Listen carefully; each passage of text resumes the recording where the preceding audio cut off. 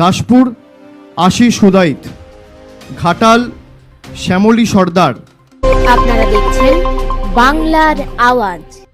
Dantan Manik Maiti, Keshiary Ramjibon mandi, Kharagpur Sadar Pradip Sarkar, Narayangarh Pratibha Rani Maiti, Sabang doctor Manas Bhuiyan, Pingla Ajit Maiti, Kharagpur Dinen Roy, দেবড়া Kharagpur rural Dinen Roy,